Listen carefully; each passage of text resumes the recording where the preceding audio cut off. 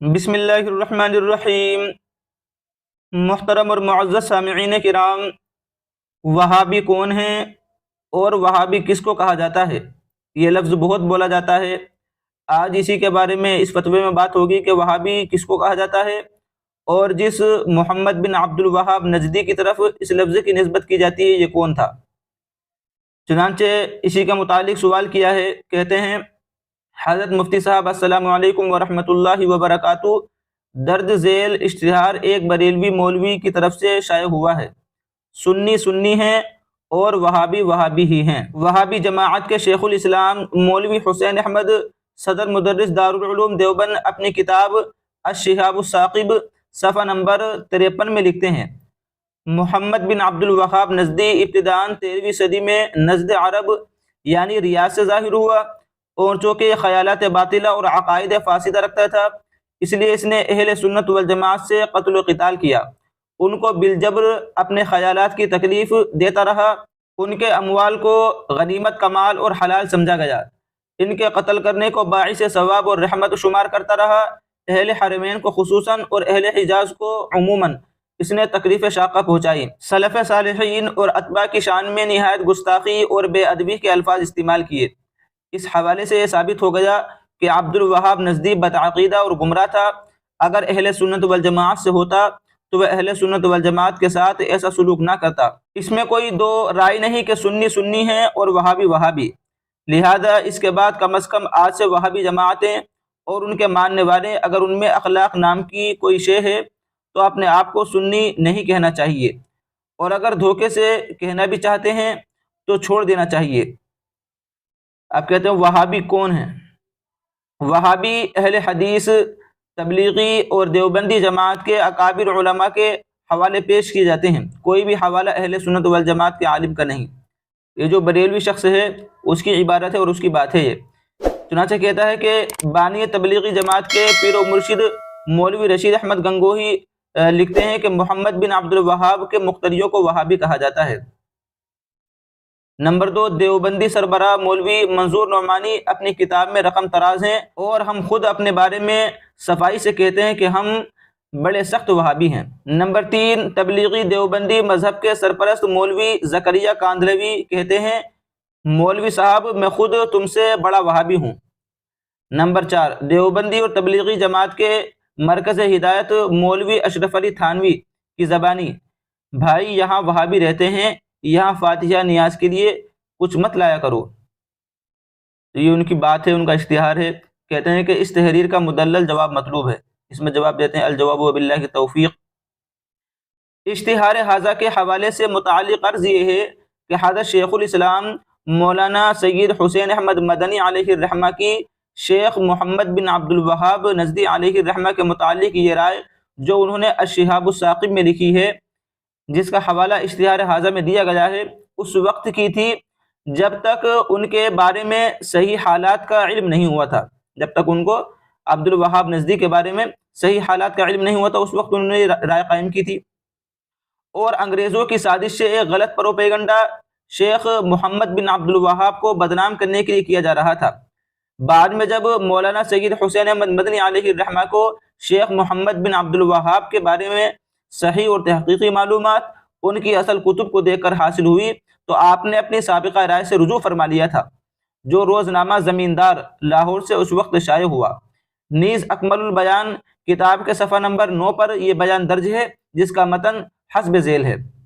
مجھ کو اس امر کے اعلان کرنے میں ذرا پس و پیش نہیں کہ میری وہ تحقیق جس کو میں بخلاف اہل نجد رجوم المذنبین اور الشہاب الثاقب میں لکھ چکا ہوں، اس کی بنا ان کی تعریف اور تصنیف پر نہ تھی، بلکہ محض افواہوں یا ان کے مخالفین کے اقوال پر تھی۔ اب ان کی معتبر تعریف بتا رہی ہے کہ ان کا خلاف اہل سنت والجماعت سے اس قدر نہیں جیسا کہ ان کی نسبت مشہور کیا گیا ہے، بلکہ چند جزوی امور میں صرف اس درجے تک ہے کہ جس کی وجہ سے ان کی تکفیر، تفسیق یا تضلیل نہیں کی جا سکتی ہے۔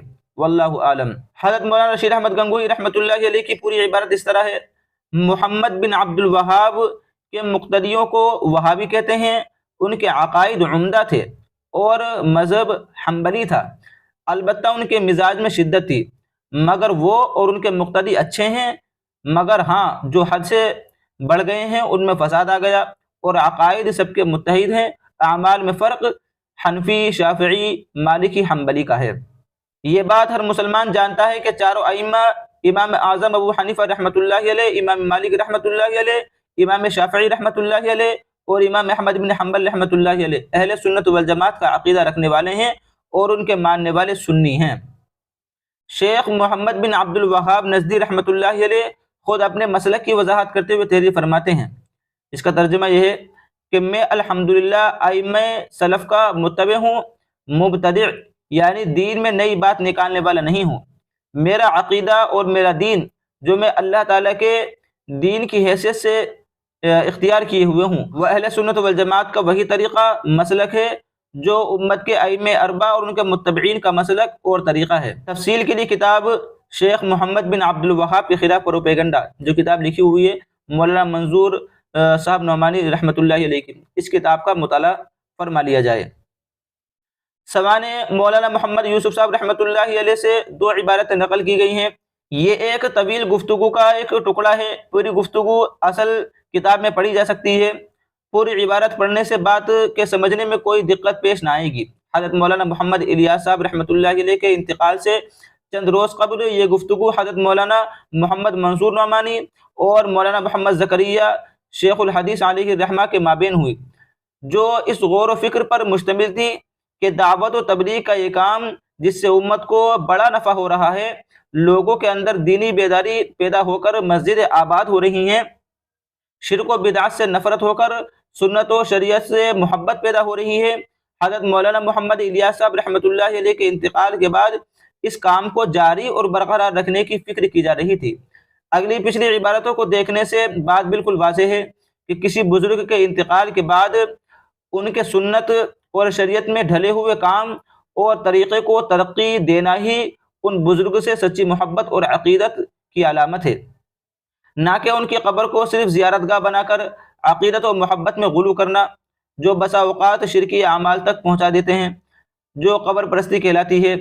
قبر پرستی کی مخالفت اور مزارات پر غیر شرعی طریقوں اور بدعات کے مٹانے میں چونکہ شیخ عبد الوہاب نجدی کی شخصیت مشہور ہو گئی تھی، اس لحاظ سے مولانا محمد منظور نعمانی رحمۃ اللہ علیہ نے پہلی عبارت میں اپنے آپ کو وہابی کہا، اور شیخ الحدیث مولانا محمد زکریا صاحب رحمۃ اللہ علیہ نے اپنے آپ کو سخت وہابی کہا ہے، جس کا مطلب صاف طور پر یہ ہے کہ ہم مولانا محمد الیاس صاحب رحمۃ اللہ علیہ کے وصال کے بعد دعوت و تبلیغ کے ذریعے دین کی اشاعت کر کے گمراہوں اور بے دینوں کو دین کا شیدائی اور شریعت و سنت پر عمل پیرا ہونے والا بنانے کی کوشش برقرار رکھیں گے۔ صرف ان کی نشست و برخاست کی جگہ کو تبرک اور مزار کو زیارت گاہ بننا پسند نہیں کریں گے کہ لوگ ان کے کام سے نہ جڑیں، دین کی دعوت کا کام نہ کریں، صرف مزار کی زیارت کے لیے تبرک حاصل کر لیا کریں، ہم اس کو ہرگز پسند نہیں کریں گے۔ چوتھی عبارت اشتہار حاضہ میں اشرف السوانح سے نقل کی گئی ہے۔ بات یہ ہے کہ شیرینی یا کھانا سامنے رکھ کر فاتحہ پڑھنا قرآن و حدیث یا صحابہ کرام اور ائمہ مجتہدین سے ثابت نہیں ہے۔ اس خلاف سنت طریقے کو منع کرنے میں محمد بن عبد الوہاب کی شہرت عام تھی، اس لیے حضرت مولانا اشرف علی تھانوی علیہ الرحمہ کے ارشاد کا صاف مطلب یہ ہے کہ ہم اس فاتحہ کے طریقے کو درست نہیں سمجھتے۔ یہ سمجھ لو کہ یہاں وہابی رہتے ہیں جو اس طریقے کو سنت اور شریعت کے خلاف سمجھتے ہیں۔ حاصل یہ کہ ان حضرات اکابر نے اپنے کو وہابی رسوم اور بدعات کے مٹانے اور احیاء سنت کے لحاظ سے کہا ہے۔ شیخ محمد بن عبد الوہاب کے جملہ اقوال اور اعمال میں ہم خیال ہونے یا ان سے متفق ہونے کی وجہ سے نہیں کہا۔ بلا شبہ حضرات اکابر دیوبند عقیدتاً اہل سنت والجماعت میں سے ہیں، مسلکاً امام اعظم ابو حنیفہ رحمۃ اللہ علیہ کے مقلد اور متبع، مشرباً سلاسل اربع چشتیہ، صابریہ، نقشبندیہ، مجددیہ اور سہروردیہ، قادریہ سے ارتباط روحانی اور نسبت باطنی حاصل کرنے والے اور ولی اللہ فکر کے حامل ہیں۔ اس بنیاد پر یہ حضرات حقیقی اور واقعی سنی ہیں۔ حضرت مولانا رشید احمد گنگوہی رحمۃ اللہ علیہ ایک فتوے میں تحریر فرماتے ہیں، اس وقت اور اطراف میں وہابی متبع سنت اور دیندار کو کہتے ہیں، فتاوی رشیدیہ۔ تو یہ وہابی کے متعلق، اسی طریقے سے محمد بن عبد الوہاب نجدی کا متعلق کچھ وضاحت ہے۔